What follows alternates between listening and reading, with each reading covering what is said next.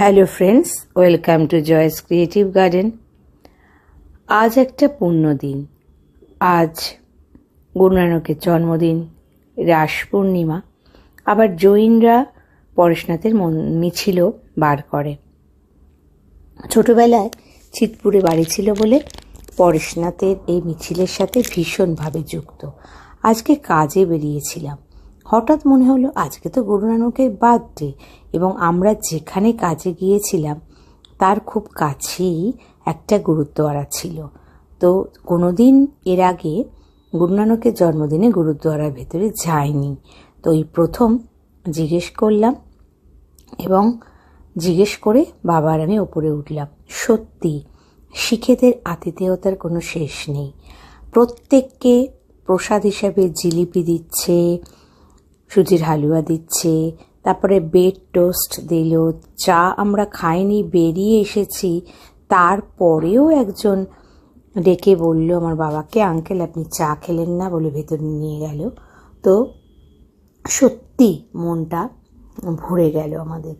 তারপরে বলেছিল 12:30 একটার সময় লাঞ্চ হবে, যাওয়ার জন্য। কিন্তু আসলে ঈশ্বর তো অন্য কিছু আমার জন্য লিখে রেখেছেন না। ওখান থেকে আমরা বেরিয়ে যাচ্ছি একটা অন্য জায়গায়। কোথায় যাচ্ছি সেটা সঙ্গে থাকো, পুরোটা দেখো। দেখো অল্প অল্প হালকা শীতের হাওয়া দিচ্ছে, যদিও সেরকম ঠান্ডা পড়েনি। আর আকাশে সূর্যের তাপ কিন্তু এখনও প্রখর রয়েছে। এই সময় লং ড্রাইভে যেতে খুবই ভালো লাগে। আজ রাস পূর্ণিমা। আমাদের বাড়ির পরিচারিকা অনেক দিন ধরেই বলে রেখেছিল বাবাকে যে রাস পূর্ণিমার মেলায় নিয়ে যাবে। তো আমি ওকে বললাম অন্য দিন কেন, আজকেই রাস পূর্ণিমা, তাহলে চল আজই যাই। এই যে আমরা এসে পৌঁছেছি বারুইপুরে, এখানে মিলন মেলা। প্রথমেই ও বুঝতে পারেনি, আমাদের এটাই বলেছিল রাস পূর্ণিমার মেলা। তো ভেতরে গিয়ে দেখলাম, এই দেখো তোমাদের সাথে শেয়ার করছি, এখানে সন্ধ্যেবেলা উদ্বোধন হবে, তাই স্টেজ তৈরি হয়েছে। আর মেলার জন্য বিভিন্ন স্টলে কাজ চলছে। কাজ এখনো শেষ হয়নি, নানা রকমের রাইডসও রয়েছে বাচ্চাদের জন্য। কিন্তু আমার মন তো টানছে অন্য কিছু। আমি তো আর এসছি এখানে, আমি আর বাবা, যে আমরা ঠাকুর দেখবো বলে। কিন্তু এখানে কোনো ঠাকুর নেই। আমি কথা বললাম, ওনারা বললেন আমাকে আরেকটু এগিয়ে যেতে হবে।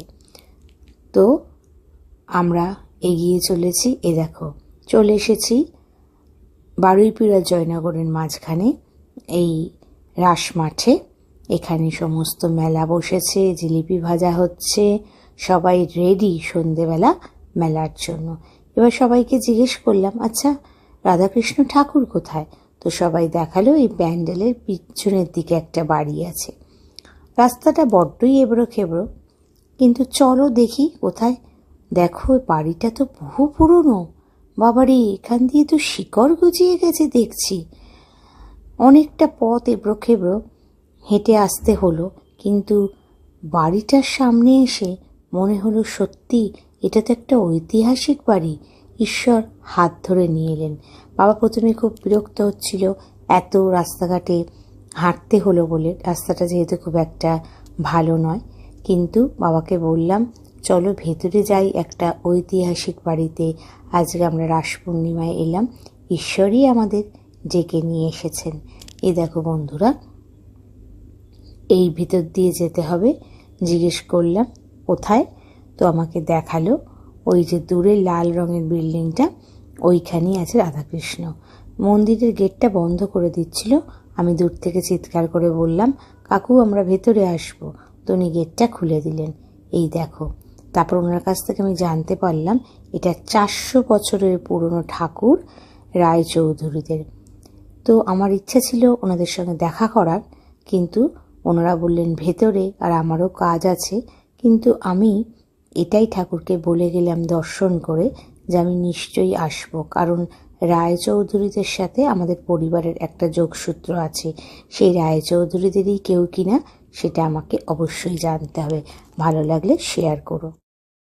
ঠাকুরের অশেষ কৃপা, আমি ধন্য।